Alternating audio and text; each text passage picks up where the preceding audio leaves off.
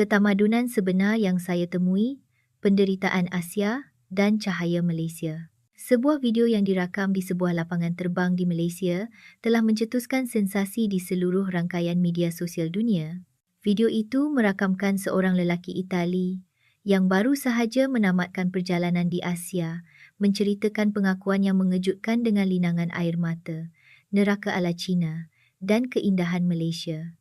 Namanya ialah Marco Rossi, seorang warga Itali berusia 30 tahun. Ini adalah kali pertama dia menjejakkan kaki ke Asia. Video itu menceritakan pelbagai penghinaan yang dialaminya di China serta fakta menakjubkan yang disaksikannya sendiri di Malaysia.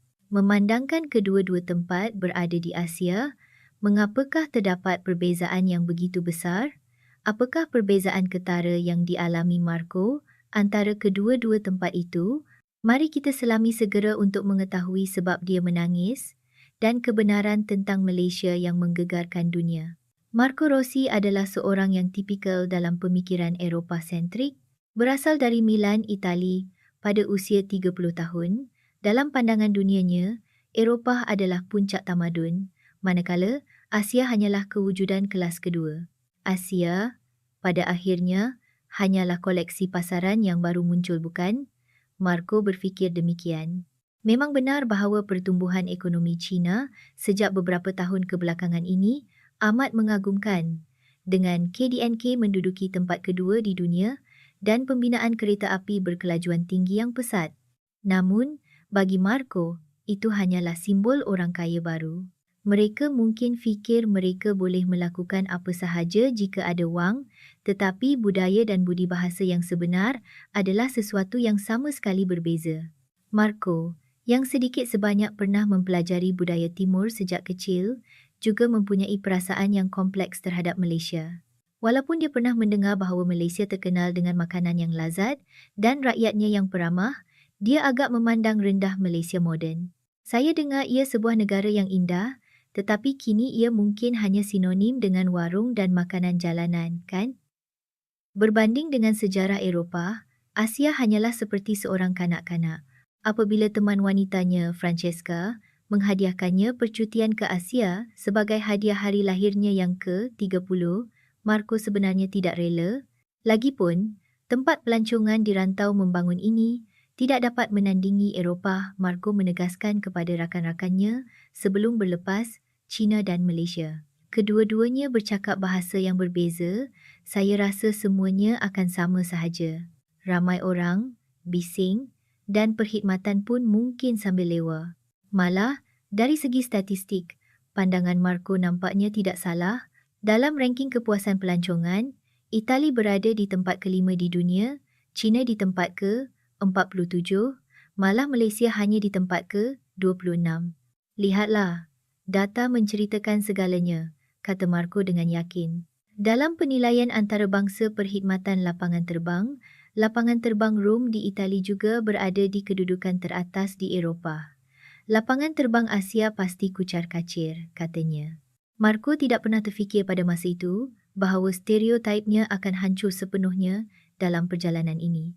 Malam sebelum berlepas, Marco berkata kepada Francesca, sebagai pengalaman budaya, mungkin ia menarik sedikit, tetapi pada dasarnya, rumah tetap yang terbaik. Keesokan paginya, Marco menuju ke lapangan terbang Milan dengan perasaan santai. Beg pakaiannya dipenuhi dengan kebanggaan dan rasa keunggulan Itali. Marco tidak tahu pada masa itu bahawa realiti yang bakal dialaminya akan mengubah pandangan hidupnya secara mendasar. Saat dia melangkah ke lapangan terbang antarabangsa Pudong, Shanghai di negara Asia yang besar dan pesat membangun, ekspresi Marco berubah serta-merta. Tubuhnya yang letih setelah 14 jam penerbangan diuji lagi dengan cabaran yang lebih teruk. Lapangan terbang itu sememangnya besar, tetapi saiz yang besar ini malah membawa kekacauan. Bolehkah saya tahu di mana pemeriksaan imigresen? Marco bertanya kepada seorang kaki tangan dalam bahasa Inggeris. Kaki tangan itu, dengan wajah tidak sabar, membebel dalam bahasa Cina dan melambaikan tangan sebelum berpaling pergi. Hei, tunggu sebentar. Marco tergesa-gesa mengejarnya, tetapi kaki tangan itu tidak menoleh ke belakang. Layanan biadab sedemikian sukar dibayangkan di Eropah. Jika ia adalah kaki tangan lapangan terbang Itali, walaupun sibuk, mereka akan tersenyum dan menunjukkan arah. Tetapi di China, keadaannya sangat berbeza. Apabila Marco akhirnya menemui balai pemeriksaan imigresen, dia tergamam melihat pemandangan di hadapannya. Jauh dari beratur panjang, tiada siapa pun yang beratur. Ratusan pelancong berhimpit-himpit, berebut-rebut untuk maju. Apa yang sedang berlaku? Marco bingung. Di Eropah, tidak kira betapa sesaknya, ketertiban tetap dipertahankan. Tetapi di sini, pelancong Cina menjerit-jerit dan memotong barisan adalah perkara biasa. Apabila Marco hendak beratur, sebuah keluarga muncul dari belakang dan memotong di hadapannya tanpa segan silu. "Maaf, saya beratur dahulu," kata Marco dengan sopan dalam bahasa Inggeris. Tetapi keluarga itu membalas dalam bahasa Cina dan mengabaikannya sepenuhnya. Akhirnya, anak mereka malah menyepak beg pakaian Marco dan ketawa. Sungguh tidak masuk akal, Marco mengeluh dalam hati. Di Itali, malah kanak-kanak pun mempunyai adab asas. Tetapi di sini, tidak kira ibu bapa atau anak-anak, langsung tiada belas kasihan terhadap orang lain. 3 jam kemudian, Marco yang letih setelah melalui pemeriksaan imigresen, berjalan ke tandas. Pemandangan di sana lebih mengejutkannya. Terdapat seorang lelaki merokok secara terbuka di dalam bilik air. Ini lapangan terbang kan? Sepatutnya dilarang merokok. Marco tidak dapat menahan diri daripada menegur. Lelaki itu menjeling Marco dengan marah dan memaki hamunnya dalam bahasa Cina. Terkejut dengan keberanian itu, Marco segera meninggalkan tandas. Sungguh biadab, fikir Marco. Ini adalah pemandangan yang mustahil berlaku di Eropah. Lebih malang lagi, pengalaman yang lebih memalukan menantinya di tempat menaiki teksi. Ketika Marco beratur menunggu, sebuah teksi tiba. Tiba-tiba, sebuah keluarga Cina muncul dari sisi, menolak Marco ke tepi dan dengan selamba masuk ke dalam kereta. "Saya yang beratur dulu," Marco membantah sekuat hati. Tetapi malah pemandu teksi pun ketawa bersama keluarga itu dan mengabaikan Marco sepenuhnya. Inikah realiti Asia? Marco terkejut. Di Itali, walaupun bahasa berbeza, nilai moral asas adalah sama. Tetapi di China, ia berbeza sama sekali. Ini adalah dunia di mana yang kuat memangsa yang lemah dan di mana orang yang paling lantang dan paling tebal muka akan menang.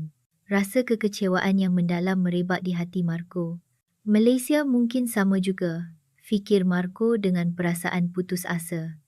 Tidak kira ke mana saya pergi di Asia, tempat ini mempunyai kualiti rakyat yang rendah. Pada masa itu, Marco tidak tahu bahawa seminggu kemudian, pandangan hidupnya akan berubah 180 darjah.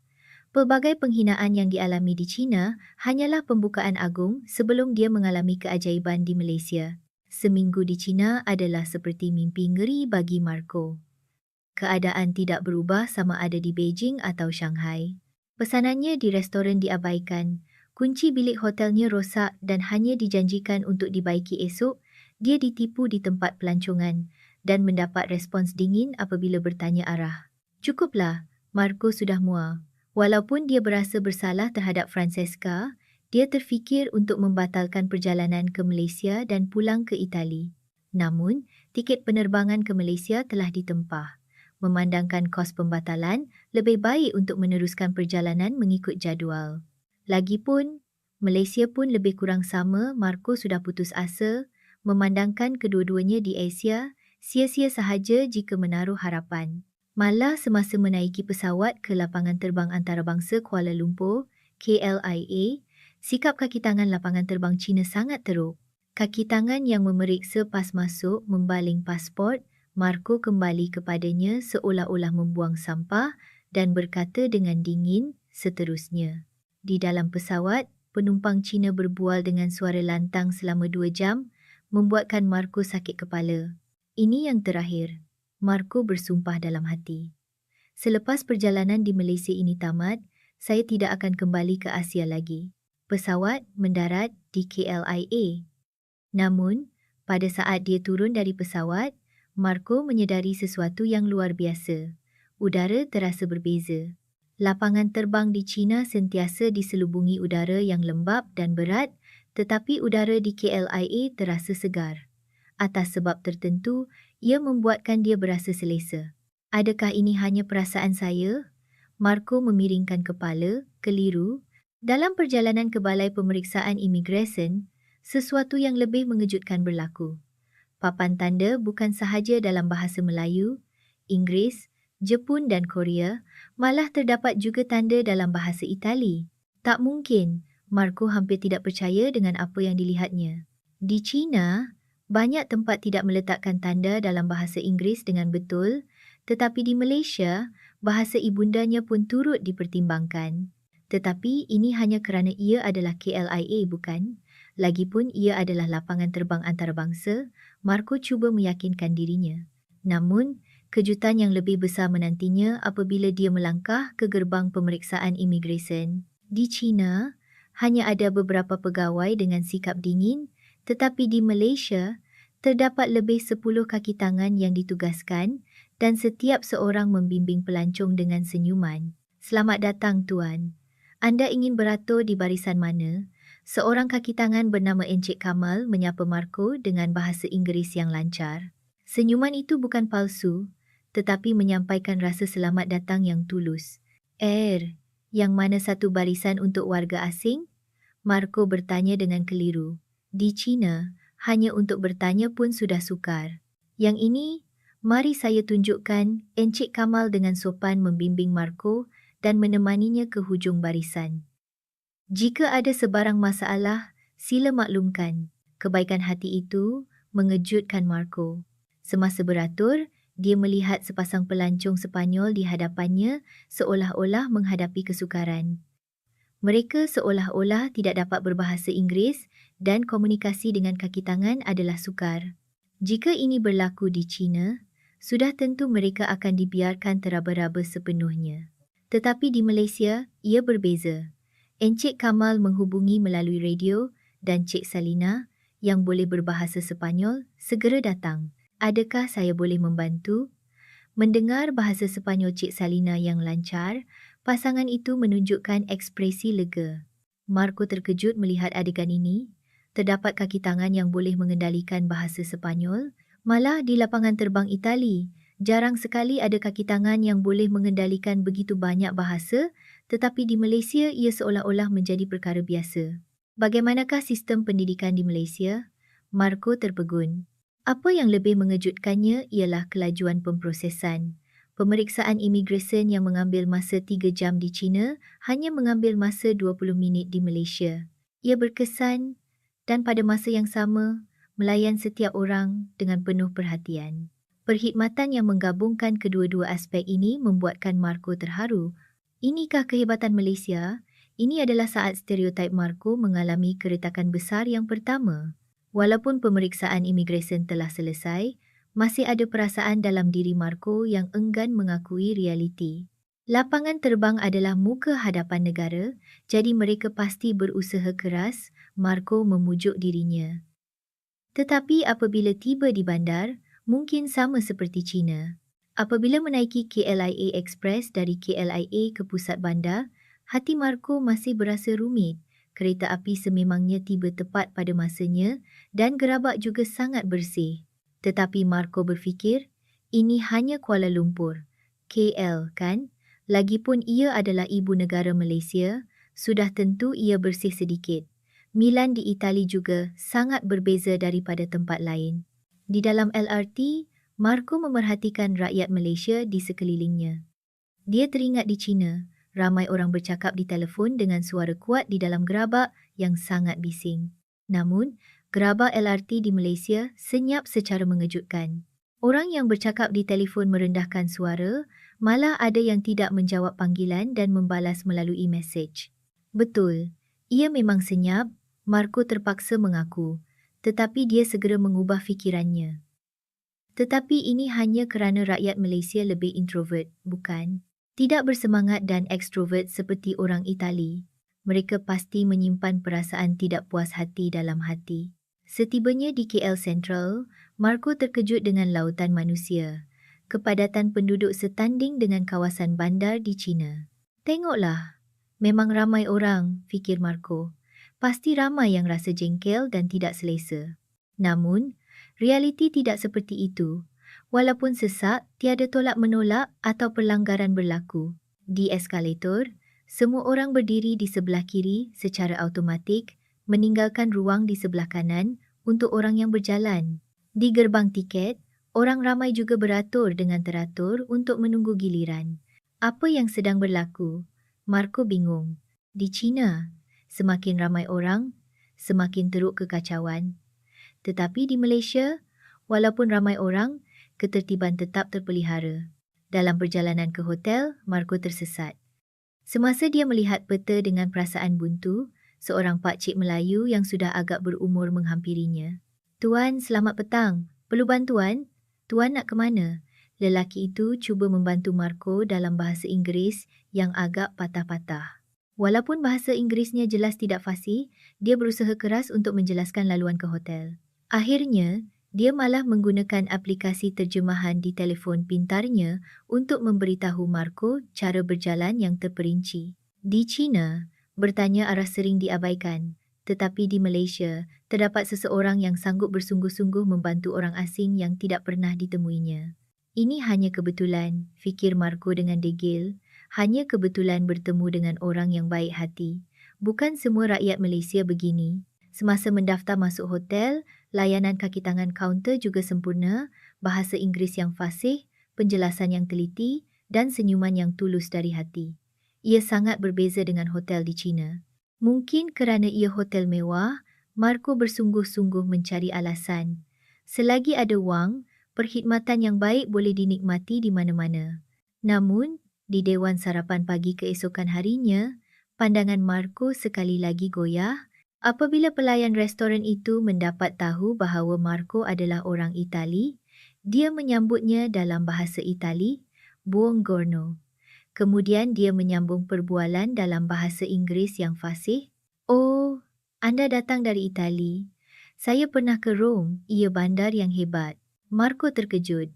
Di China, dia telah didiskriminasi kerana menjadi orang asing. Tetapi di Malaysia, sebaliknya, dia dialu-alukan kerana menjadi orang asing. "Ini cuma manual perkhidmatan hotel," Marco berkata kepada dirinya sendiri. Memandangkan ia adalah industri perkhidmatan, ini adalah respons yang wajar. Namun, di lubuk hatinya, pandangan terhadap Malaysia telah mula berubah secara senyap-senyap. Tetapi, dia masih belum dapat membuat kesimpulan. Dia memerlukan lebih banyak masa untuk memahami Malaysia yang sebenar. Marco masih tidak dapat mengakui wajah Malaysia yang sebenar.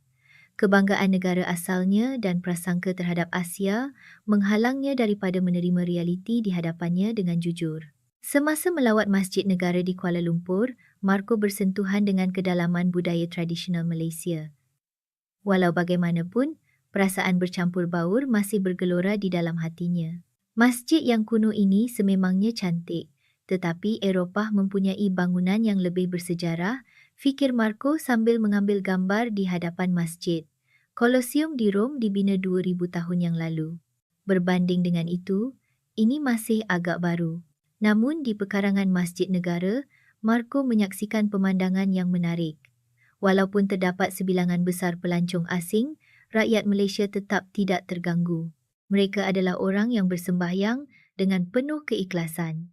Di tempat pelancongan di China, apabila bilangan orang asing bertambah, penduduk tempatan akan menjadi jengkel.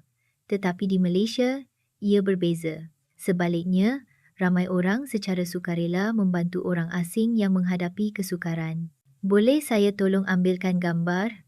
Seorang makcik Melayu yang agak berumur menyapa Marco dalam bahasa Inggeris. Dia bukan pelancong, tetapi penduduk tempatan yang datang untuk beribadah. "Terima kasih banyak." Marco mengucapkan terima kasih, tetapi hatinya rumit. Walaupun kebaikan itu bagus, tetapi ini mungkin hanya luaran. Mereka pasti fikir pelancong asing ini menyusahkan dalam hati. Pada waktu makan tengah hari, dia masuk ke sebuah warung nasi lemak yang terkenal. Di sana, Marco akan mengalami satu lagi pengalaman yang mengejutkan. Menu di warung itu ada terjemahan bahasa Inggeris, tetapi Marco sengaja menunjuk pada menu bahasa Melayu untuk membuat pesanan. "Saya nak yang ini." Walaupun pelayan itu kelihatan agak teragak-agak, dia segera berbincang dengan kaki tangan lain. Jika ini berlaku di restoran Cina, pesanan yang tidak difahami sama ada akan diabaikan atau mereka akan menghidangkan hidangan secara rawak. Tetapi warung ini berbeza. Pemilik warung itu sendiri keluar dari dapur, menunjukkan kepingan ayam, ikan sebenar untuk menjelaskan kepada Marco. Ini ayam rendang. Ini sambal. Dia menjelaskan dengan teliti satu persatu menggunakan bahasa Inggeris yang agak kekok. Apa yang lebih mengejutkan ialah pemilik warung menyedari bahawa kuantiti yang dipesan Marco mungkin melebihi jangkaan dan dia mengingatkan dengan prihatin, mungkin terlalu banyak untuk seorang. Nasi lemak memang sedap, tapi lebih baik tuan kurangkan sedikit supaya tidak membazir. Sikap mengutamakan pelanggan melebihi keuntungan ini sangat menyentuh hati Marco. Ini hanya kerana ia adalah warung kecil peribadi. Marco bersungguh-sungguh mencari alasan. Jika ia adalah syarikat besar, pasti berbeza. Keesokan harinya, Marco melawat sebuah kedai elektronik besar di Low Yard Plaza di KL. Di sana, dia menyaksikan kekuatan produk teknologi Malaysia atau jenama yang dijual di Malaysia. Produk elektronik terkini sememangnya lebih canggih daripada di Eropah, tetapi apa yang paling mengejutkan Marco ialah pengetahuan profesional di sebalik juru jual. Tolong jelaskan kepada saya perbezaan antara produk ini dengan produk Eropah apabila Marco bertanya dalam bahasa Inggeris. Jurujual itu segera menyediakan maklumat perbandingan yang terperinci. Selain itu, apabila dia mendapat tahu Marco adalah orang Itali, dia mengingatkan dengan mesra, voltan di Itali adalah 220 volt. Anda akan memerlukan penyesuai. Ia bukan sekadar menjual produk, tetapi memikirkan dengan ikhlas sama ada pelanggan akan berpuas hati. Sikap itu sangat menyentuh hati Marco. Petang itu, semasa berjalan-jalan di Taman Tasik Perdana, Lakey Gardens, berlaku satu insiden kecil. Seorang pelajar Cina Malaysia menemui dompet yang terjatuh oleh seorang pelancong asing. Di Cina, pasti akan diambil terus, fikir Marco.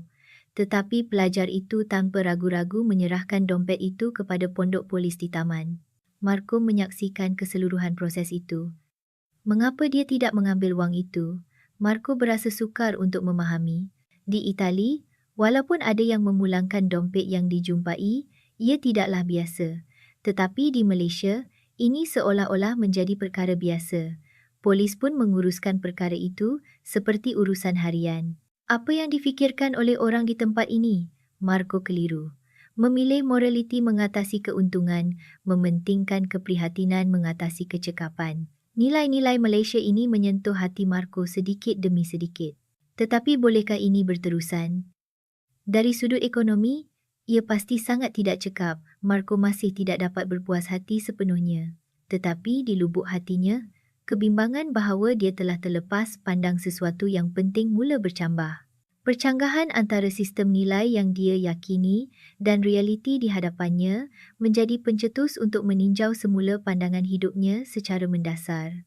Pada malam terakhirnya, di Georgetown, Pulau Pinang, kawasan yang kaya dengan budaya, Marco akan mengalami pengalaman yang mengubah hidup. Dia makan malam di restoran nasi kandar yang sibam. Dalam perjalanan pulang, hujan mula turun renyai-renyai. Marco tidak membawa payung. Sukar sungguh, semasa dia sedang mencari teksi, satu suara kedengaran dari belakangnya. "Tuan, nanti tuan basah kuyup." Dia berpaling dan melihat seorang pakcik India berusia sekitar 60 konan. Lelaki itu menghulurkan payungnya kepada Marco tanpa teragak-agak. Tapi, bagaimana dengan pakcik? Pakcik akan basah, Marco menolak dalam bahasa Inggeris. "Tak apa, saya sudah biasa dengan hujan." Lelaki itu menjawab sambil tersenyum mesra. "Lagipun, tuan adalah tetamu penting kami." Kata-kata ini mengejutkan Marco. Memanggil orang asing yang tidak pernah ditemui sebagai tetamu penting. Dari manakah datangnya kelembutan ini? "Terima kasih." "Tapi kenapa?" Marco bertanya dengan bingung. Lelaki itu kemudian mula bercakap dengan perlahan. "Kami di sini ada budi bahasa dan muhibah-muhibah perpaduan.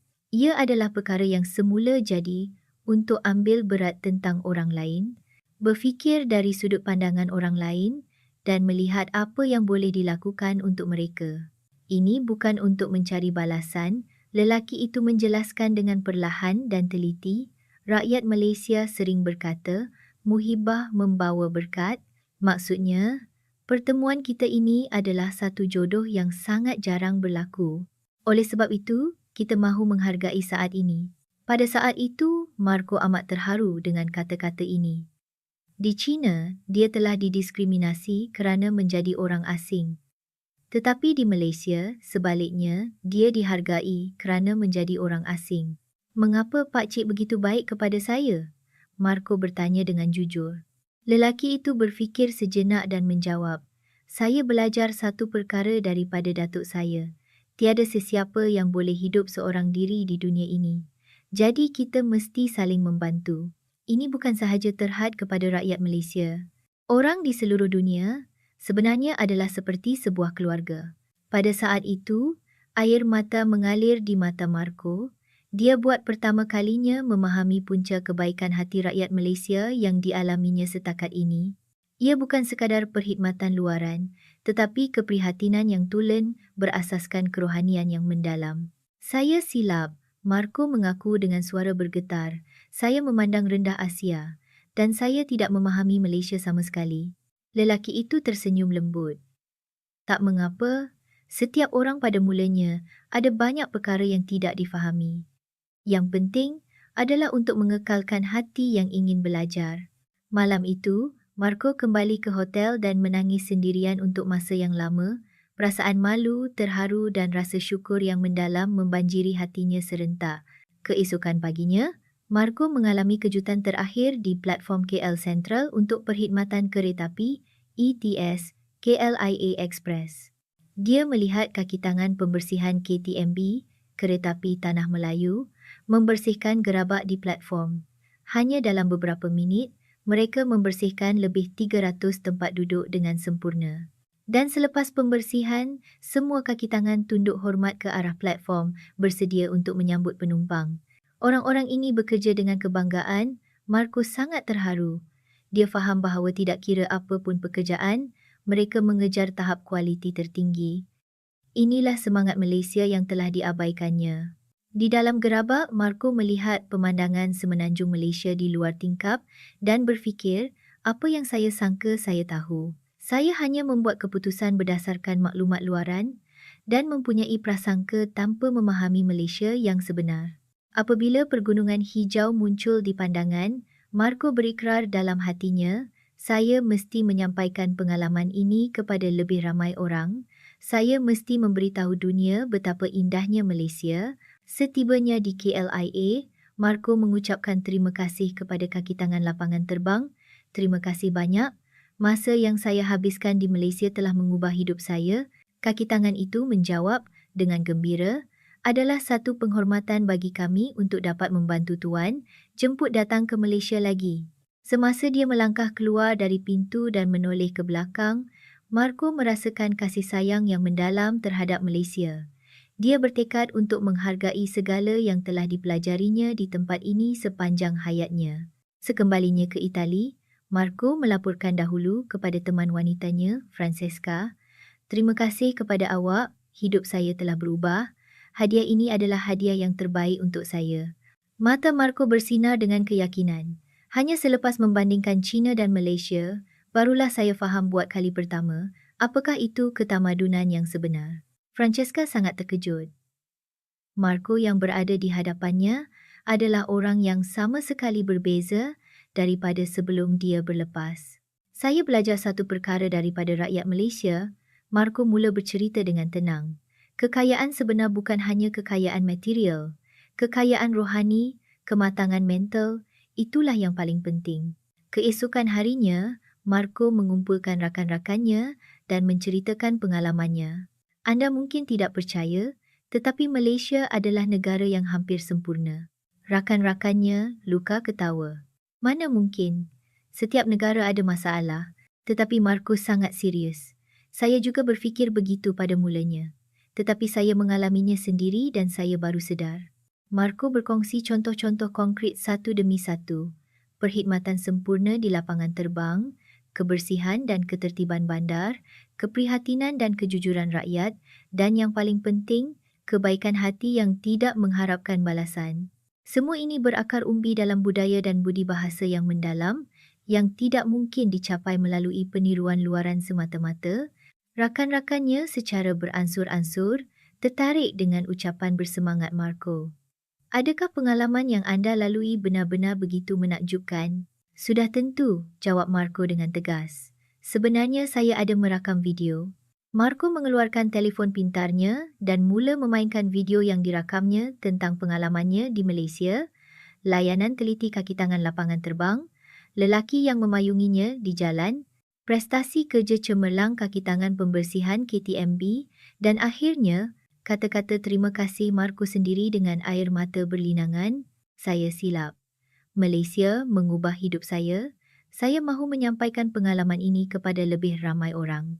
Rakan-rakan yang menonton video itu tersentuh. Marco, kenapa kamu tidak muat naik ini ke media sosial? Luka mencadangkan. Seluruh dunia patut melihatnya.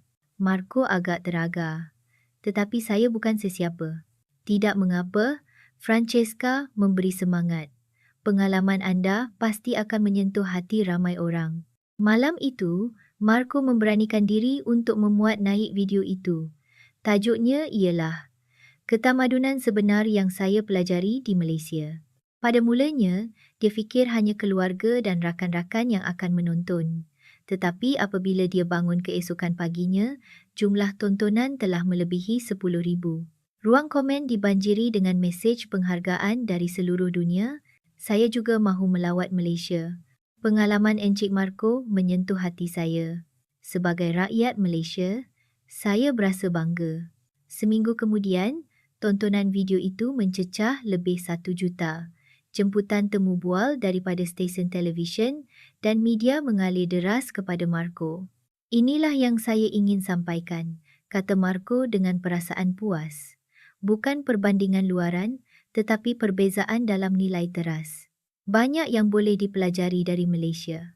6 bulan kemudian, Marco kembali melawat Malaysia, kali ini bersama Francesca. Di KLIA, dia secara kebetulan bertemu lagi dengan kaki tangan yang bernama Encik Kamal itu. Tuan datang lagi. Encik Kamal tersenyum gembira. Kata-kata tuan pada masa itu mengubah hidup saya. Marco tunduk hormat dengan mendalam. Kali ini saya ingin menyampaikan keindahan Malaysia kepada kekasih saya. Selepas itu, Marco mula terlibat dalam aktiviti pertukaran budaya yang menghubungkan Malaysia dan Itali. Videonya terus disukai oleh orang di seluruh dunia hingga kini. Pemahaman antarabangsa yang sebenar bermula dengan membuang prasangka dan berusaha untuk memahami orang lain. Ini adalah pelajaran terpenting yang Marco pelajari di Malaysia.